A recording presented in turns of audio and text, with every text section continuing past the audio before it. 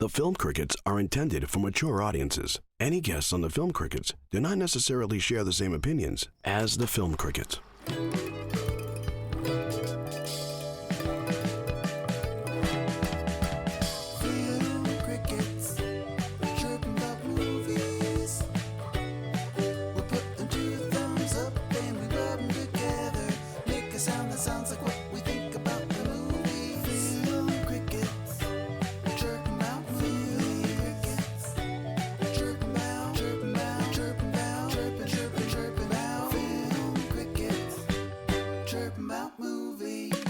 It's time for the Film Crickets with Jay Fortier, Chris Martineau, and Melanie Howerton. On this week's episode, we kick it old school with just Jay and Chris. And they review the 1991 American comedy western film, City Slickers. Do you know what the secret of life is? One thing. Just one thing. You stick to that and everything else don't mean shit. What's the one thing? That's what you gotta figure out. Does it stand the test of time? Let's find out. Your Film Crickets are on now. Well, hey, friends, and welcome to the Film Crickets. My name is Jay Fortier, along with my good friend and co-host, Chris Martineau. How you doing, buddy? Hello. There's an echo in the room. It seems as though we've had more space than usual. Yeah. My goodness. So a couple things happened. We had a guest. Her name is Amanda Cassie Cryer. She couldn't show because she's not feeling very well. And it happens, and we totally respect that. And we can't wait to have her join us when she's feeling well. 100%. When our schedules line up and all the whole nine yards. Yep. And we also have Melanie, who's out today. She is celebrating her daughter's birthday, like having a party for her daughter's birthday in like a week early. She was supposed to have it like next week, and then she was like, "Oh, by the way," and I was like, "Hey, whatever, it is what it is." No worries. Life How dare you, slacker! Happens, right? Slacker! We have earned $0 for this, and you're holding us back. I know, shit. Hey, from earning another zero. I know we can't look. We're can't get any more free, folks. I mean, I don't know what to tell you. So yeah, one day, but no, someday. I mean, yeah, I know. God bless Melanie, and happy birthday to her daughter. And I hope our scheduled guest does feel better soon. So, but we still, we plotted on. We're gonna talk City Slickers today. That was our. We kind of went back and forth on what to get. Jay and I kind of went. We're of the same ilk. We're trying to find movies that we don't have to rent too much. Right, and by the way, did you watch it on Tubi? Because I feel bad. It is on Prime. I watched it on Prime, and it looked like a ripped copy. Honestly, it looked like a ripped VHS copy on Prime. You know what's weird? Yeah. I love having subtitles on. I have subtitles on all the time now. Like I'm used to it because then I get a little better info sometimes. Yeah. Sometimes I can't recognize what people are saying. Just by the way they say it, and it's like, oh, they're saying that. That's a weird name, like compared to what they were saying, it sounds odd. So and it's weird. The last two times I watched something on Prime for this show, the movie will swear, but the Prime subtitles will be for almost like the TV version. Oh, that's bullshit. Come on. Really, or in that case, it would be that's just bull stuff. Or that's whatever, hornswoggle. Yeah. Like it would say stuff like So I'm reading it, going, "Wow, the people who are actually hearing impaired, like they don't get to the real experience here." It's like, wow. Not that I need to be a potty mouth, but sometimes, if done well, like cursing is kind of important in a movie. You know why I like the subtitles? Because I'm not a big audiophile. I don't have like a super expensive. I mean, I've got a surround sound kit, which is nice, but I don't have a super It was a gift, and I really appreciate it. And it sounds really good, but I don't have a mixing board and all that shit. And boy, the talking and the action scenes drive me crazy. I'm constantly turning up and down because the voices are low, but the explosions are too loud. And I sound like an old fart right now. It's too loud. So sometimes subtitles is the way to go. So you have to keep turning on the volume. Like that's annoying. Is that you? Do you do that? Do you have a fix for that? Anybody want to tell me the fix for that? It's annoying. Oh no, I get my hand on the volume level all the time. Like, you know, one of my favorite movies that is like a I don't know. Did you ever see Warrior? No. With Tom Hardy. Yeah. No. Oh no. No. I was thinking The Warriors. I haven't seen that either. No, I don't know. No. This is a more modern. Okay. It's like it's almost like I kind of like throw it in, and no, I'm not saying it's an exact, but it's like Rocky of MMA. So it's like the Rocky of MMA. Sure. You know, so and it's very good. I love it a lot. And and Nick Nolte's in it as like his dad. But like there's a lot of like, yeah, no, but there's a lot of lower chit chat for a lot of their like conversations. Sure. And so there's a lot of this level, you know, whatever. And then all of a sudden, I mean, things start to pick up. It's like, holy crap, turn it down, turn it down, turn it down, turn it down, turn it up, turn it up. Yeah, I shouldn't have to do that, but I know. And this chapter of First World Problems goes to the Film Crickets. I can't believe it when I have to keep turning my surround sound up and down. Man, my air-conditioned home. Man. I do declare. Jesus Christ. Hey, before we talk City Slickers, can we just give a rounding endorsement that people, if they haven't seen it, should watch Violent Night? Oh yeah! How fun was Violent Night? Yeah, it's so good. I also have a recommendation. Violent Night was phenomenal. I know that was your recommendation. Yes, I kind of wanted to see it when I saw the trailer a little bit, like, you know, about a year ago when it was coming to the theater. You know, because I already could sort of get it. You know, like just from the trailer, it wasn't like, you know, that's gonna be stupid. Like, no, it really looked funny. And that's a really good actor. His name, I always say Hopper, or like, you know, like, so it takes a while. I apologize to the actor, but he's really funny. David Harbour. Okay. Yeah. See, it takes me a while, with people's names and stuff like that. So that is Chris's recommendation, and I would like to say, if you are out there and you are not offended by the super bad style humor, I totally recommend Strays, which is a movie that's at the theater right now. Through our local theater, my wife, you know, like she has this card that, you know, how like if you go to a store or whatever, or in this case the theater, every time you purchase a ticket or stuff, you use the card and build up points. Sure. And they, you know, send you some rewards every once in a while. And they offered free tickets, 2 tickets to see that movie. I want to say on Tuesday of last week, which was it was like a couple days prior to the actual premiere. So it was like a sneak preview. It was cool. Let me tell you, it was funny. I thought it looked funny. If you're not offended by, like, you know, like potty humor, it is awesome. Yeah. A lot of fun. Hey man, I already dub dog videos with my own voices anyways, and I usually have them saying horrible things, so it's probably right up my alley. I saw that that preview and I wanted to see it. So funny. So recommendation corner: Violent Night and Strays. All right, super. All right, but let's get on to the issue at hand. We're talking about City Slickers. So just for some context, because Jay and I were talking about this movie before we got on, I wanted to see what Jay thought about the movie, and I would love to know, for the general audience as well, context for the movie. When did you see it first? How many times did you see it? Is in high rotation? So on and so forth. So answer the question, Jay. What's your history with City Slickers? And maybe City Slickers 2?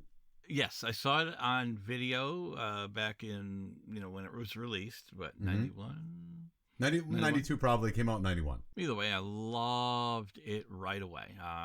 Bought it as soon as it was available to purchase and quoted it nonstop. It was just a movie that just kept staying in my brain, and I loved it. And you know what? I was only 18 years old, maybe 19 tops.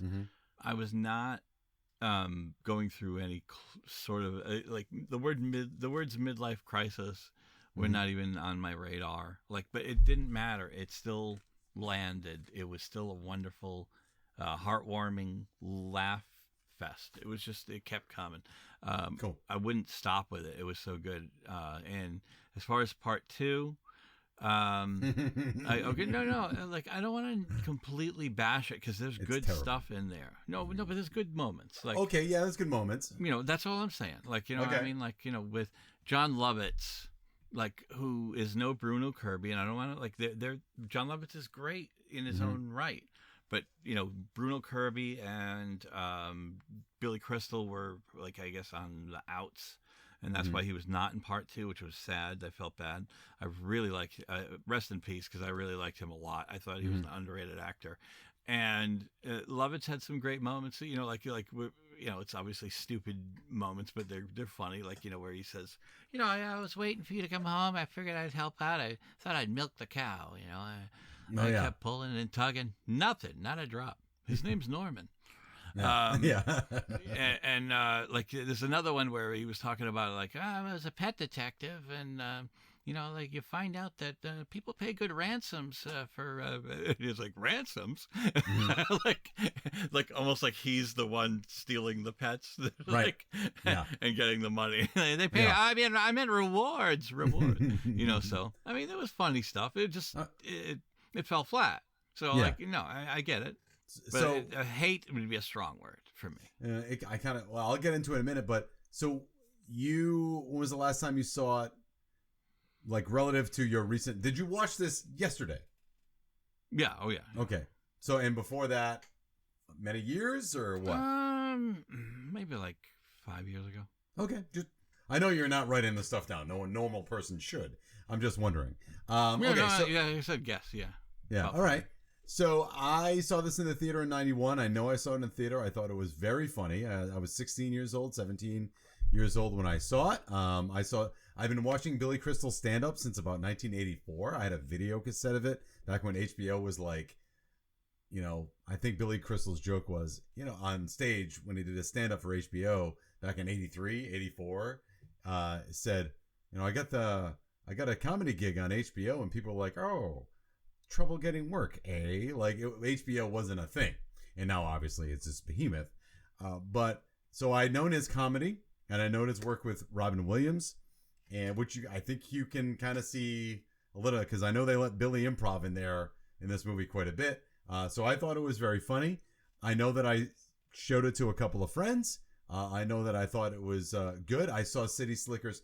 Oh, and by the way, audience knows Jay and I go way back. I can attest to Jason quoting this movie a lot, particularly the scene in the classroom. How you get superhuman strength. I know that you know that word for word. I've heard it. Close. And I'm not saying it like it was nauseating. I'm not saying like, Christ, this guy is going to say it again. Like, no, it was really funny. And I thought it was funny every time. And that scene is fantastic. It just, whenever a grown man is cursing in front of a bunch of elementary school kids, that's always funny. And I'm all not celebrating each time he does it. Yeah. They're laughing and clapping every time he says it. And in front of little it's a great Jake, contrast. Yeah. Jake Gyllenhaal, I know, yeah. Yeah. In front of little Jake Gyllenhaal, too, who I picked out of a crowd. I'm like, that's Jake Gyllenhaal. Anyhow. Really, so though? I saw, what's that? You saw that looked like Jake? I don't think it looked Oh, like yeah, Jake. in his eyes. I saw it in his eyes. Okay. Yep, I saw it was Jake Gyllenhaal. I looked it up right away. Anyway, City Slickers 2. Now, this movie, City Slickers, has a very strong heart in its center. Even though I think it's got some problems, but it has a strong heart in its center. I saw City Slickers 2, and I was kind of gutted by it because it seemed like the heart of the movie had been ripped out. In the first movie, in City Slickers, which we're going to talk about, Jack Palance says, you got to find the one thing in your life that's important to you.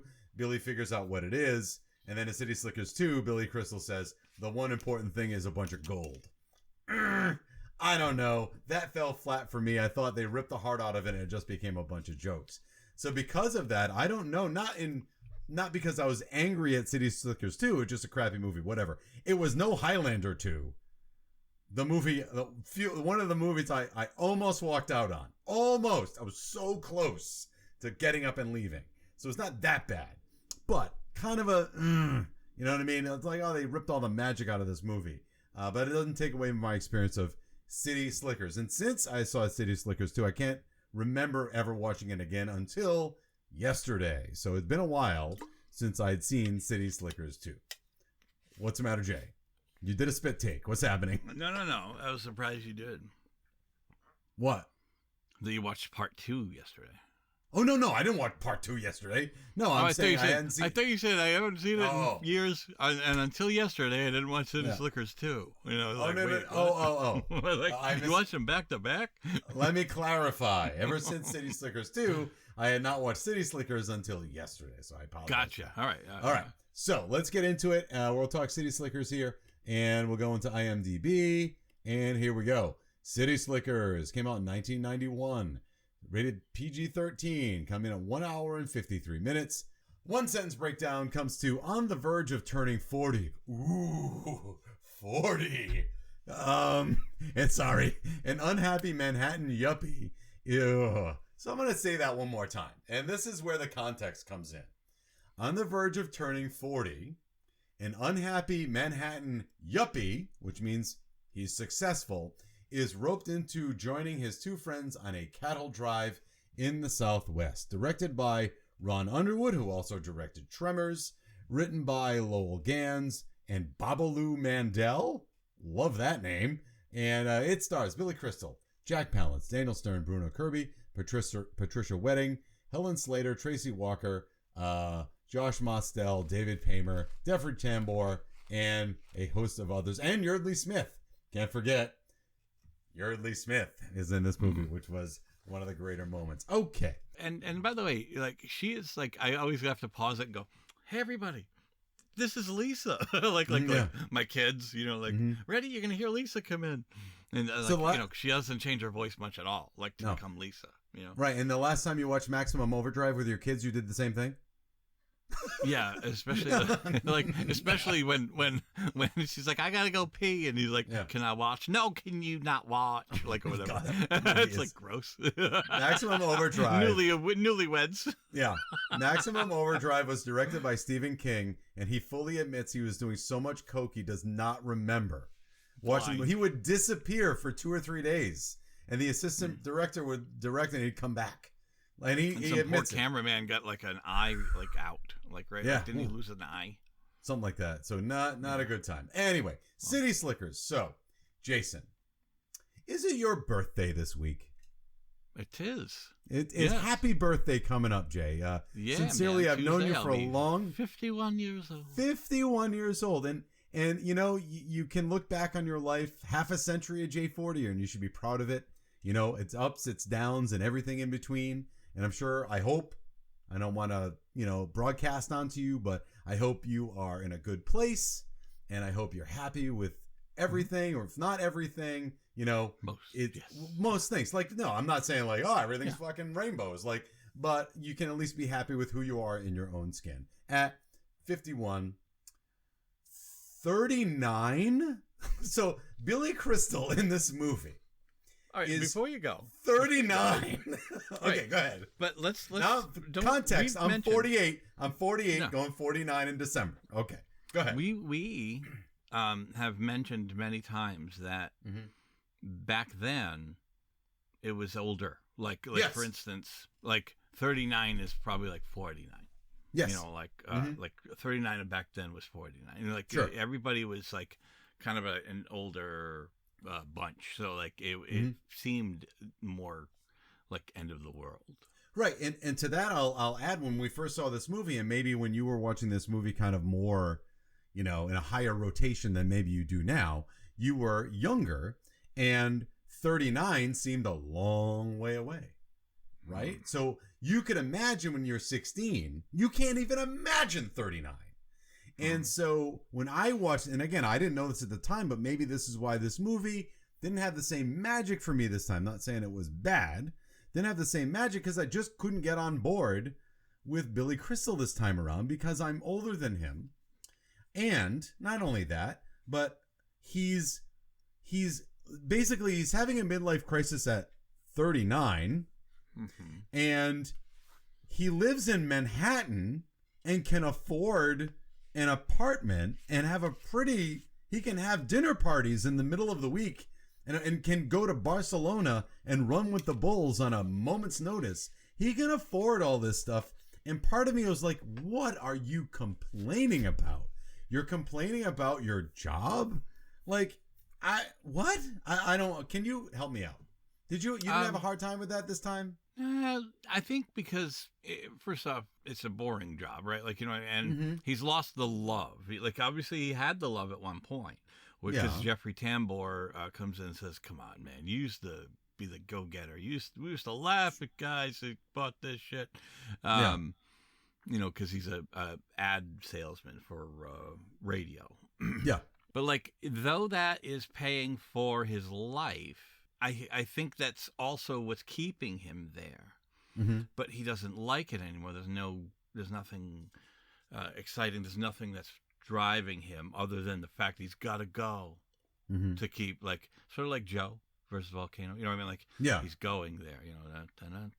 He's not happy. He's miserable. He's going though because he feels he's got to. Right. And sometimes people don't know how to get out of those things, because any type of step in the in a totally outside direction is petrifying.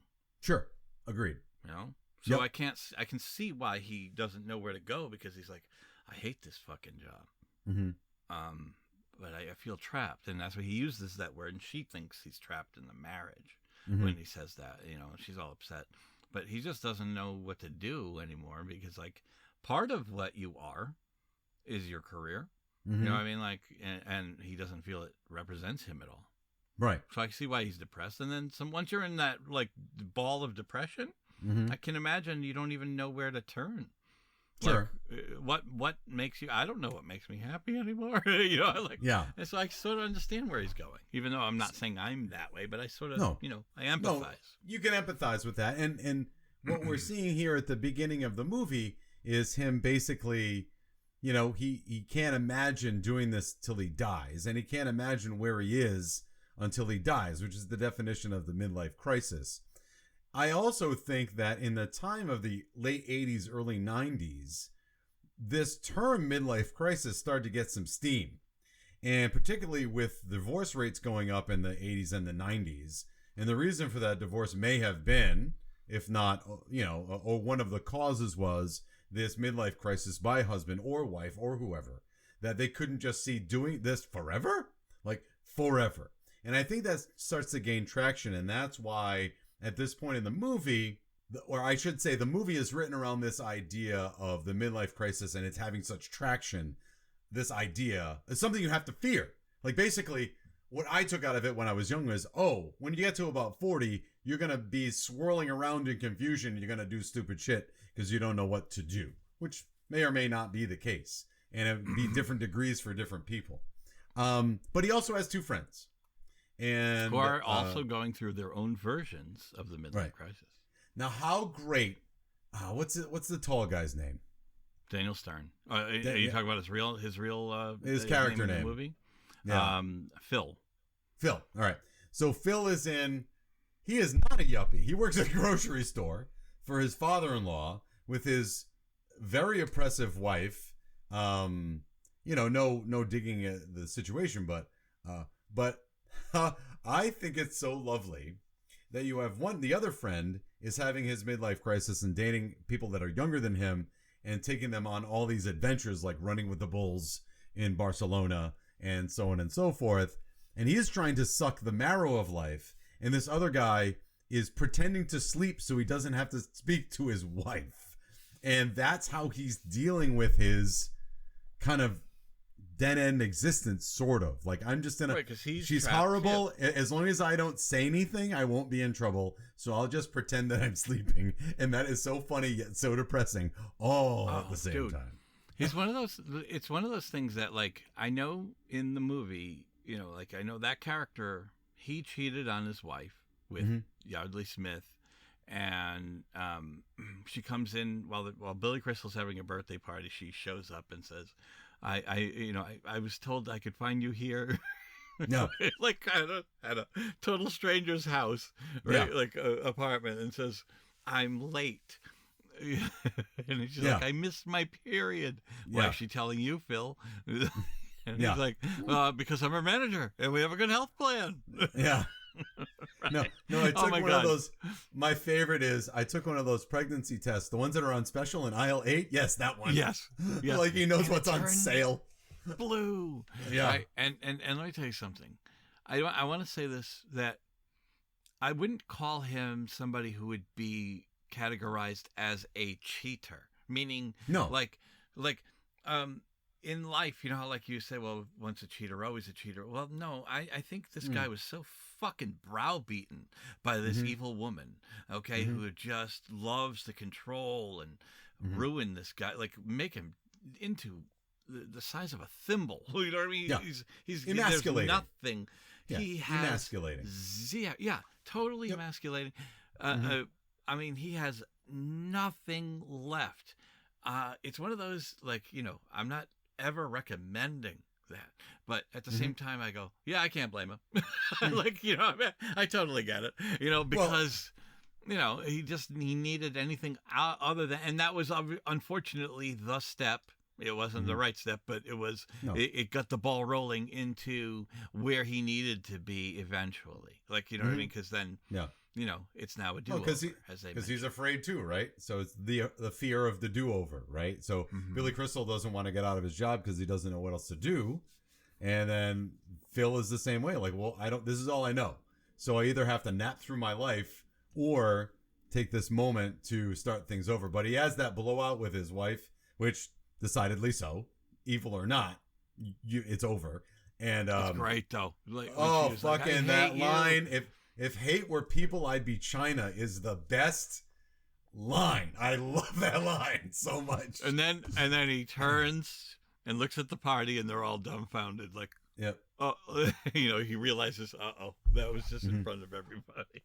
But he also understands that I think in that moment that the hens have come home to roost, pardon the expression. It's over. Like, everything has to change from this point on. And it's something, and it's unnerving for a guy that's already nervous about everything. It's unnerving, but maybe that's the deal. That was Band-Aid off. Yeah, rip the Band-Aid kind of situation. Like, that was Band-Aid. So okay. And then Ed, like, you know, who Ed is the other guy, Bruno Kirby. Okay. And he is the guy who is, you know, like living life on the edge, and he's going nuts trying to. Billy Crystal sums it up. He goes, "Did you know that the older you get, the younger your dates get?" You go, "Next year, I mean, soon you'll be dating sperm." Yeah, that's funny. That's funny. That's got to be all. That's Billy Crystal either writing it or improvising it. There's no way around that. He's like, it was like, hey, next year, target parachute jumping. He goes, the parachutes are a lot smaller, but we travel twice as fast. Oh, good. So when we land, they can bury us in a Sucrets box, which has to be a dated thing, because I don't think they make Sucrets anymore. No. Right. So for the millennials and the older people, younger people, I should say, just say Altoids. Sucrets were a little tin, and it was packed with individual lozenges that were individually wrapped, and the cherry ones were like gateway drugs for children, because man, those tasted so good. They tasted so good, and they were so expensive. Whenever I came across a Sucrets box in my mom's purse, I'm like, I stole like 3 of them, and I knew I wasn't supposed to. And you didn't do the lozenge thing. You chewed those because they were so good. They were so good. It was like crack. It was esophagus sized. So it was a choking thing waiting to happen. Absolutely esophagus sized. So look. So they're giving Billy Crystal the trip to the Southwest because it's another adventure from Bruno Kirby, and this all predicates around. Oh, Billy says he can't go because he's going to Florida. His name's Mitch, by the way. Mitch, sorry, Mitch. It's okay. No. Just, I'm clearing it up. But what I found was, and this is my problem a little bit with the movie, and again, I'm going to say it going forward here, is that he had already said, I feel trapped. His wife says, you're trapped in the marriage. He says, no, I'm not trapped in the marriage. I just feel like I'm trapped in the job. I never once got the vibe that Billy Crystal didn't like his family or felt trapped by his family. He was just trapped by his job. But his wife thinks that, and then I'm not going to, if somebody said it, that's what I would think too. In my house next to my wife saying, I feel trapped. Why would you not think it's you? I get it. But he says, no, I said I was going to go to Florida. I'm going to go to Florida. And she says, no, go find your smile with your friends. And he says, well, what if I don't want to go? And she says, well, no, I'm telling you, you have to go. Is she saying she's gonna divorce him if he doesn't go? If he doesn't start smiling again, he's gonna get kicked out of his house? Like, what's happening what is the ultimatum there? I think she's forcing his hand because it needs to be forced a little. I mean, listen, like I talked about a few minutes ago. Mm-hmm. He doesn't know where, like, he only knows this. Mm-hmm. And he doesn't know how to turn. He doesn't know how to take one step outside of that box. Mm-hmm. And even some of that falls into I already said I'm going to Florida. He's becoming a drone. Like sure. he's like, He's making his way to Florida because he thinks that's what he's got to do. Right. Or she's saying, go ahead. No, you get going. Like, go this way. I don't want you to come because you're going to be miserable in Florida. And it's true. He would have been miserable for 2 weeks in Florida. I think he falls into that, not the trap. I don't want to say the word trap, but I'm going to go to Florida because that's what we always do. Right. Because whether I want to or not, that's what we always do. So I'm going to do this thing with my family. And maybe that's part of his thing. Like, I always go to work. Right. We always go to Florida at this time every year. This is what we always do. He doesn't know how to not to. So she needs to tell him you are not allowed in Florida. Sure. Like, I don't want you coming, and you need to go with your friends. So and that also makes it easier because she's saying she's forcing his hand. Yeah. Okay. So we end up in the Southwest, and it's basically part of a, it's kind of like, well, he says it himself. It's like spring training fantasy camp. It's a bunch of yuppies that have a lot of money that they don't know what to do with and want to pretend to be cowboys for a little while. And so that's when the life lessons start, because now they're cut off from everything. And this is back before cell phones, obviously, but literally cut off from everything. And it becomes a fish out of water play. And at which point we start to investigate the characters as they are, right? Everybody of the three friends, each one gets a monologue that describes what's going on in their heads or why they act the way they do. We have it with Phil. We have it with Bruno Kirk. What's his name again? He doesn't look like an Ed. He just doesn't look like an Ed. But whatever. No, it's fine. I'm just saying it's hard for me to remember his name. He looks like Bruno. He looks like a Bruno. Vin. Yeah. But then we meet the other guys. We meet the sidestepped Ben and Jerry's guys. And we meet Helen Slater. Supergirl herself is in this movie as someone that wants to go on this thing as the only person. Now, how did you feel about Helen Slater in this movie? So she's come along. She was supposed to be... Someone was supposed to come with her. Was it her boyfriend or just a friend? I think she said she. She? Didn't Okay. show up. But they didn't show up. So now she's by herself with a bunch of strangers. And this is... I don't have a problem with Helen Slater. I think she did a great job. However, I have a problem with they gave her no agency at all. Like, she really had nothing to do in the movie. Like, tell me what... And it's a shame because she's a good actor. Like an important character. Yeah. I maybe like just somebody that is a sweetheart. Yeah. She's a nice person.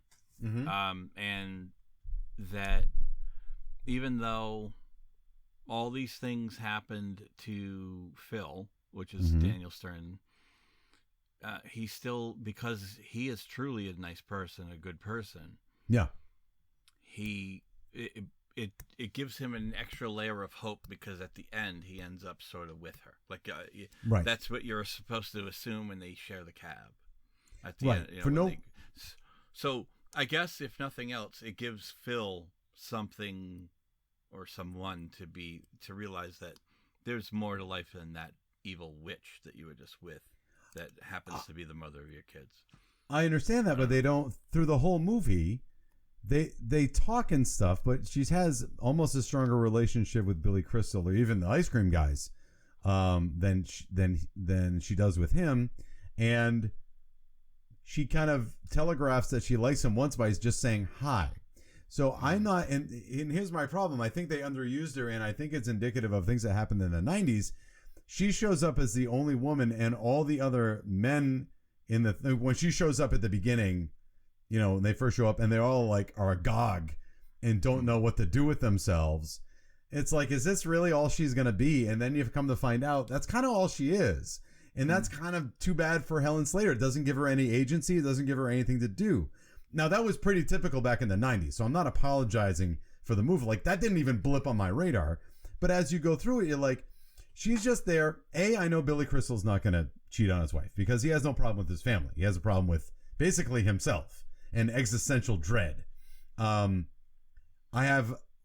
So she's just there so that his friend Ed can say basically horrible things about wanting to sleep with her because Ed is just like his dad. He's a horn dog. He loves looking at women. He's, dates younger than himself. And he's wondering about settling down and being with the only one woman forever. And we know Daniel Stern is not aggressive enough to pursue anything. He's just so they're all just, she's just to be looked at and not much else, except that the two drunk cowhands start giving her garbage and harassing her. And that's when Jack Palance comes in and kind of shows he's the toughest man on the planet, to quote Billy Crystal. That's the only reason she's there, and it's kind of too bad. It's typical for the 90s, but it's kind of too bad, too. Go ahead. I gotcha.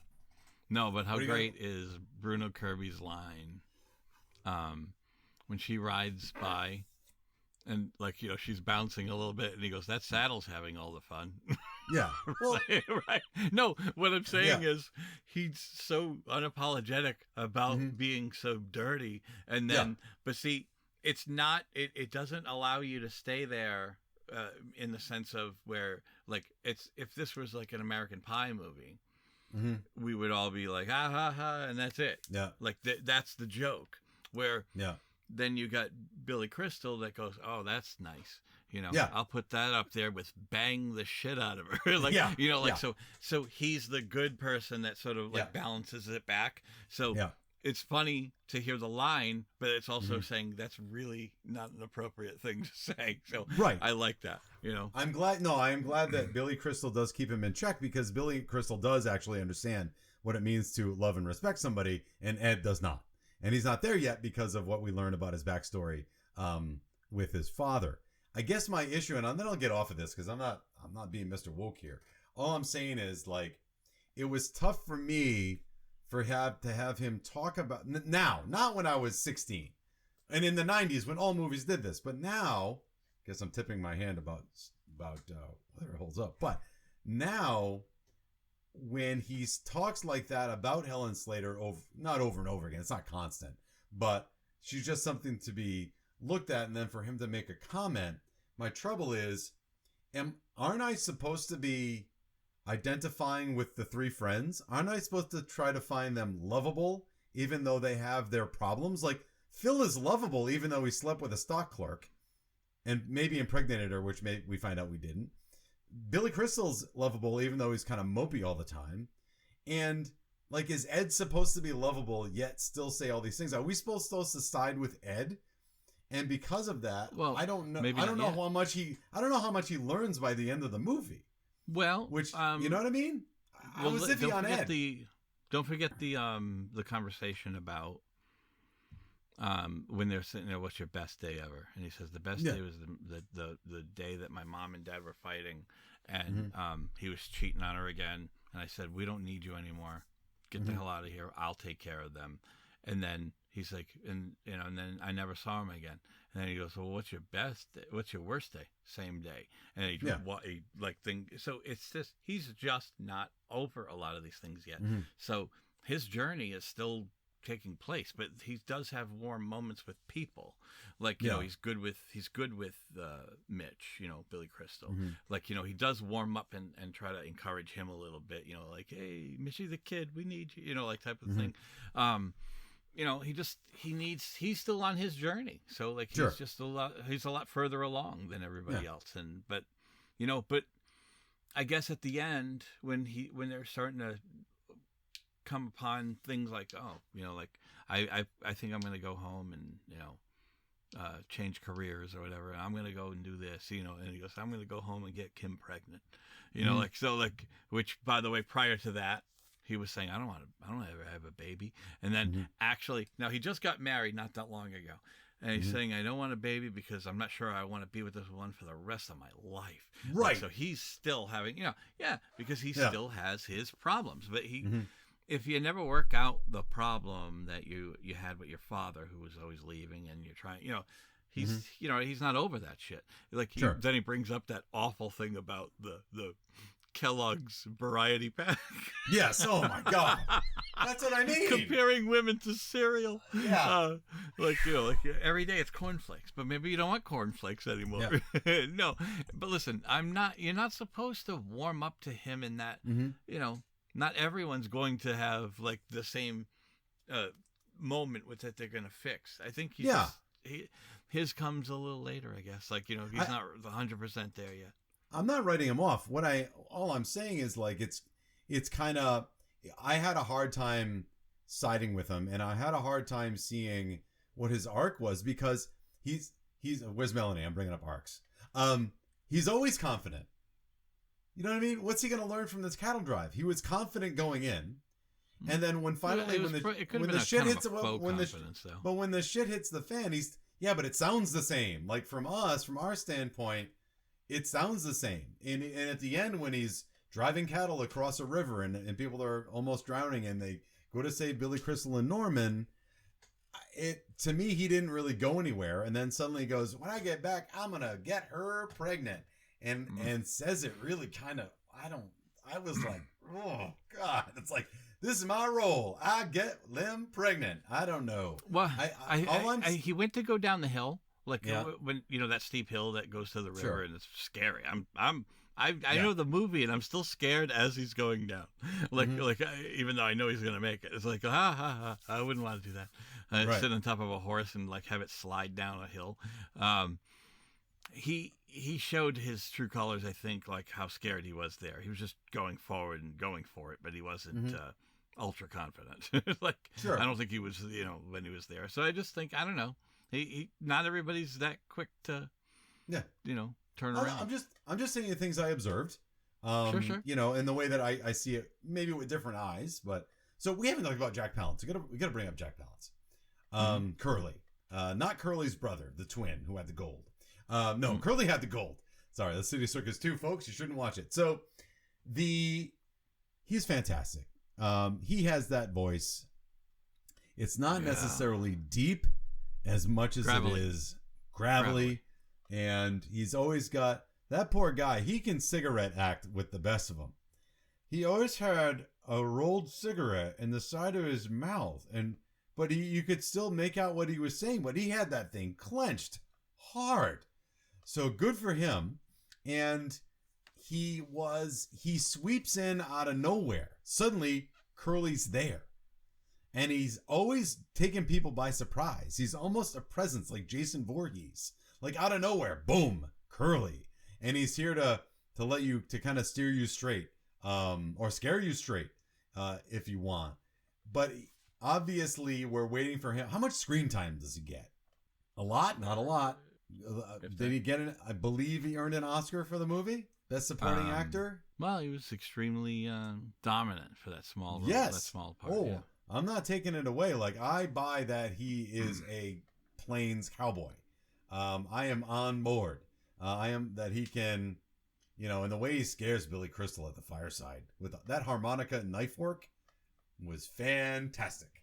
So good too is Billy Crystal saying, because he's like, stop blowing that harmonica, and he goes, hey, you embarrassed me the night, first night, and I guess I deserved it. And he's like, now I'm on vacation. I'm paraphrasing, but he's like, so leave me alone. Like, he tries to act tough for a second, then goes back to blow into the harmonica, and the harmonica is shaky. Yeah. Now you're sitting over there playing with your knife, trying to frighten me, which you're doing a good job. But if you're going to kill me, get on with it. If not, shut the hell up. I'm on vacation.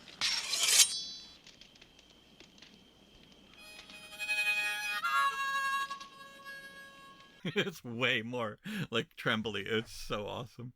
It took him everything. Yeah. What? Well, what I think he tried to do is give him New York attitude. You know what I mean? He tried to give him New York attitude in the deep Southwest. Doesn't work. But so scared, like, yep. Like that freaking harmonica was so great. Yep. So the lessons that when he and Curly are finally talking, and the lessons that they speak to each other, they're kind of heavy-handed, they're kind of corny, but they make sense. It's the big. You got to find the one thing what's that one thing? It's different for everybody. But he doesn't say that part. He just says, he says you got to figure it out. But you got to figure he still it out. can. Yeah, but he's still like thinking he's holding on to that secret, and I don't know. I don't know what it is. Does Curly talk to anybody else? Yeah, well, you mean any other person? Like I mean, conversation. Yeah. Besides the two drunk cowhands, does he actually talk to anybody except we're riding? Does he actually say, "Hey, Helen Slater"? He doesn't talk to anybody, does he? No, just Billy Crystal. Yeah, but only because Billy Crystal decided to use an electric bean grinder and scared all the cattle into a stampede. So he's like, "You're coming with me," and that's the only reason he was able to talk to him for a little while, because Billy Crystal can't shut up.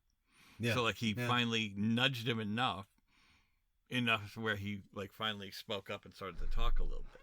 Well, I think what I can say about his time with Curly is that obviously Mitch's defense mechanism is jokes. The way he deflects is by jokes, or by making, some existential point that sounds funny. He never really says what he means. And Curly's the only person that doesn't listen to his jokes. He just says, get back to the matter at hand. You can't make jokes right now. We have cattle that need to go this way. We have a cattle here that's dying. And he's, there's the scene, which is great, actually delivers a calf, real calf, I'm pretty sure, from what I hear in the trade papers. Like, he delivered certainly, if not, that was great special effects. Right. Let's put it that way. I heard it was a real calf, and he delivers it, and he starts making a joke about, delivering a calf, and then next thing you know, in the middle of the joke, Jack Palance kills the mom, the cow that the calf came from, because the cow was dying and suffering. Yeah, and I think the joke was, wow, he's walking on his own. Yeah, I think he gets that from my father's side. So we were all early walkers, as if somehow, it's genetically connected to Billy Crystal. And I know I'm messing up the joke, but it was sort of like that. No, right. By the way, that cow, that calf must have been from Central Casting, because that is the most adorable cow ever. When he's bottle feeding it, it's it's tan. It's gorgeous. It's so beautiful. My wife and I kept saying, whose job was it on set to brush the calf? Because it had perfectly brushed hair. I know. I said it was beautiful. It was wow, that thing was like the most perfect animal. Yeah, but that's the lesson learned. That's real life. Stop complaining, because you can have your joy, but the fact of the matter is something's always going to level out the joy. I just love it when he pulls the cow out and he goes, "Look at this! I made a cow." Mm-hmm. I did a thing. Yeah, but no, that's the trail truth. The facts of life are, you can be sad at your job, but you got to remember there's happy things too. There's always going to be bad stuff. This happy stuff, enjoy it, because the bad stuff's going to happen, and it's a balance of the two. That's the symbolism of bringing the cattle back to the ranch. It's like, thanks for getting them all here safe and alive. Now we have to go slaughter all of them, and that's what they're here for. They're livestock. And that's a sad thing to think about. Look, I eat steak. I'm not going to, boo-hoo it. I just don't want to watch it happen. Yeah, that's what I mean. If I had to hunt for if it were the apocalypse and I had to hunt for my food, I'd be the first pescatarian vegetarian on the block. I'm simply not gutting a live animal. I'll find another way. I don't want to see it. And that's kind of the thing. They all felt very happy with themselves. They all finally graduate from Bovine University. Yeah, BU. And they all felt very happy. They all got in there. Everybody lived. They did it on their own. And then, boom, right away. Yeah, by the way, we're selling all of them for meat. They're cattle. And the head of the ranch doesn't care. This is my job. This is what I do. I raise cattle, and then we slaughter the cattle, and then we butcher the cattle. That's what, you don't have to like it. That's what happens. And maybe that's the inner secret of the movie, right? That's the whole midlife crisis part of the movie. You don't have to like it, but these things happen, and you got to find the joy when you can find the joy, and embrace the pain when you have to embrace the pain. Jay, so let's talk about, I guess, and it never sunk in. Now, you as an adult, do you go anywhere new without I'm your a hermit. GPS? I stay home. No. No. What? Do you go anywhere you haven't heard of without your GPS, even if you kind of know where it is? Like, do you use your GPS well, it's all on the my time? phone. It's on my phone. Like, it's Right. part of a phone now. I don't need a Right. GPS. Google has a GPS. That's what I mean. Maps. So you're using your maps, which is on the GPS, right? So back in the day when we lived with maps, like actual paper maps, what are the chances Jack Palance dies, kind of magically, just sitting there with his eyes open? When I have a heart attack, it's not painful, and you're not writhing around. You just drop dead. Sitting up. Anyway, Jack Palance dies, and then the two cowhands are in charge, and they get drunk, and then they told them to go away. We're not going to go into that. And so now you have three novices that barely know how to ride horses are now going to drive cattle. And Billy Crystal says, we'll bring him in ourselves. We've been going with his hand this way for a couple of days. As long as we keep going this way. Mm-hmm. Curly said it's a river and then a plain, and then we'll be there. Jason, they went from New Mexico to a solitary ranch in Colorado with these people take the subway all the time. They don't need to know directions. You think they're guiding by the stars? They're not. Like, I just had a hard time with, look, it's a movie, fine. I don't say a hard time like, fuck this movie. I'm just like, come on. You leave. Really? You get up. No, yeah. Like, throw popcorn everywhere. Yeah. No, it's not to that point, but I'm like, I was good until this. They're not following a map. Right. They're not looking at the sky. It's just a little too much. It's a little too much. You know what, though? It is. Yeah. However, I think the story is so good that I don't care. I like everything else so much. I like the people so much for the most part, and that I'm willing to just go, okay. Like for instance, a couple of years ago we watched Baby Boom. It was so entertaining that the stupid shit didn't matter. Like, you can't just take a baby off of an airplane, hand it to somebody, and say, you've now adopted this baby. Yeah. Have a good day. I guess I'll just bring it up, and I don't know how well because it didn't do very well, but let's bring up Violent Night real quick. In the movie Violent Night, Santa Claus exists, and he's a vigilante hero. And through a lot of flashbacks, we come to find out that 1,000 years ago, Santa Claus was a Viking who was part of a clan and murdered, was one of burned and pillaged and stole and stuff like that. And because we see it in flashback. And then he becomes Santa Claus, and they never tell us why. Like, they never say, well, he was a Viking and he murdered a lot of people and he had a lot of gold and jewels. And even Santa says, I was mean back then. But he never, they don't tell us how he transitioned. Like, is it a punishment? Is it, what is it? And you know what? I didn't care. I didn't care. Because in my head, I put the story together something magical happened. He's being punished for being so bad. And now he has to, give gifts to good children for eternity. And, I put it together. And I'm okay with it. You don't need to tell me. And right. I guess I liked that movie more. Like the stuff that didn't add up in City Slickers, I wanted them to tell me. I don't know why. It's so weird because I'm not saying this is makes sense. But with Violent Night, I didn't care. And in City Slickers, I wanted a little more, which is I don't know. Hey, you want to laugh? Yeah. I work at a store on the weekends, and I got to card people when they buy stuff that's like cigarettes or tobacco type products. Yep. And okay, this is literally less than 24 hours after I watched Violent Night. I watched Violent Night on Friday, and it was Saturday. I'm looking at someone's license. It says Greenwich, Connecticut. Which is where Violent Night. I've never seen Greenwich, Connecticut on a license. Wow.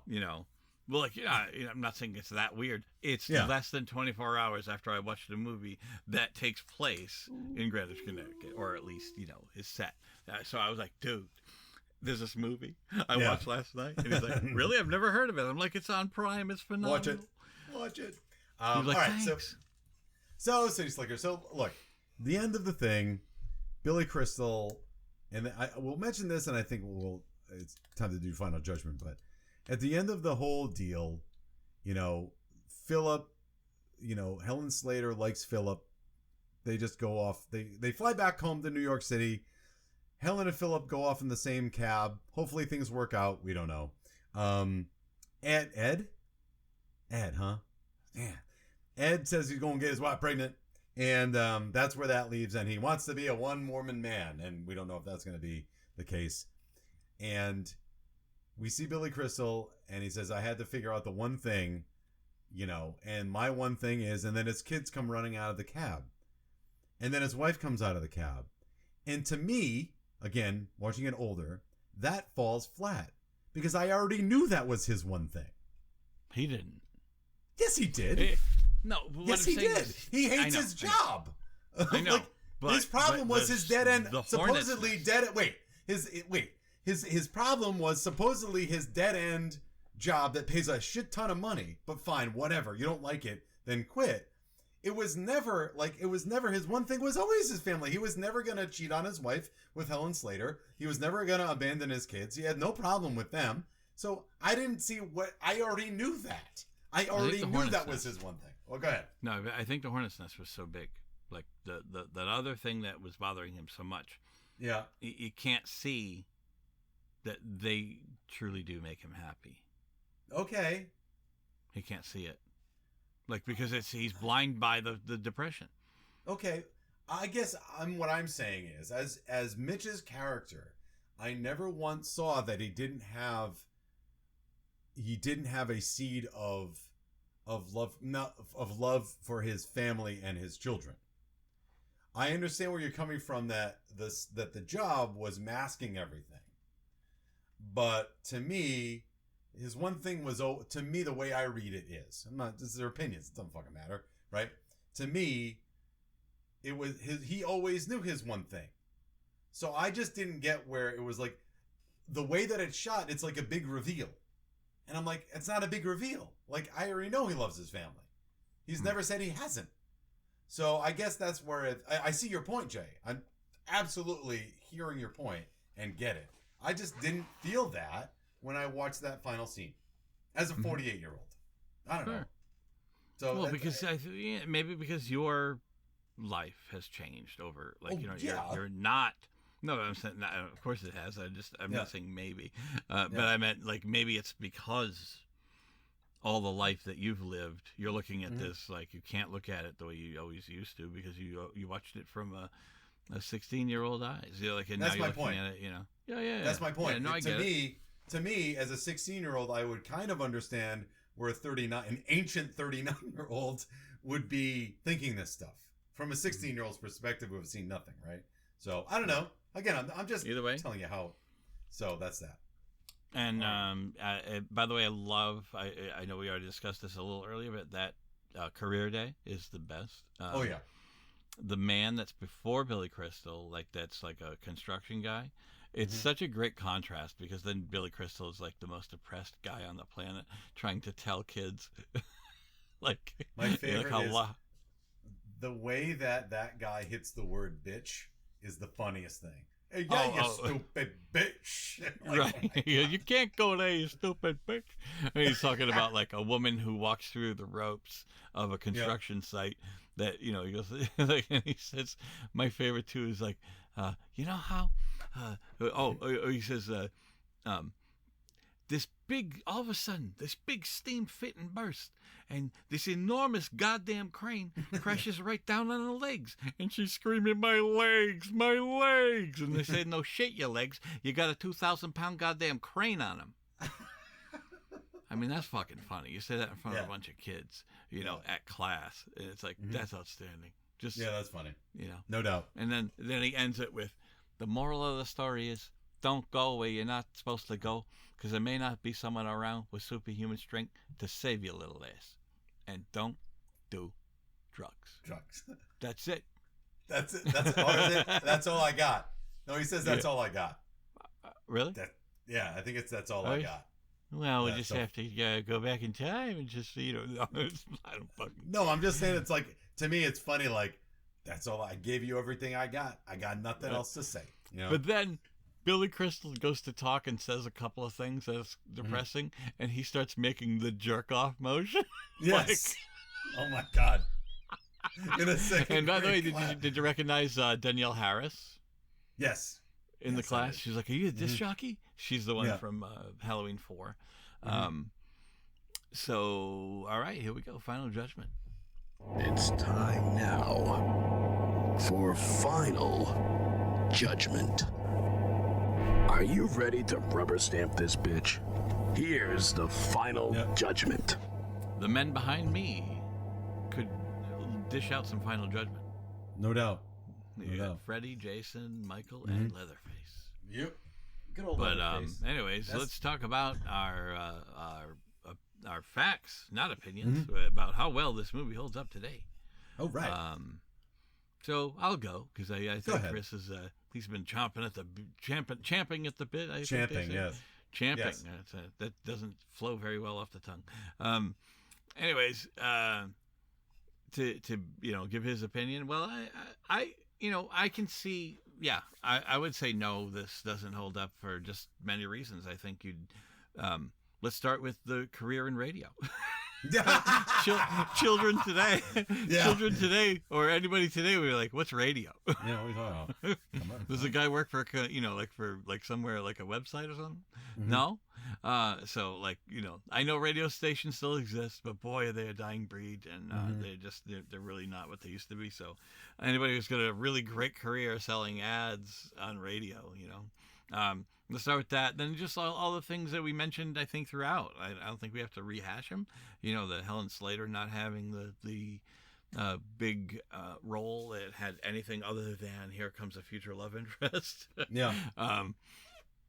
And some different things like the misogyny, all the different things that you'd probably it probably wouldn't be playing as well. However, I still think it is a fun watch. I don't think people would not enjoy it.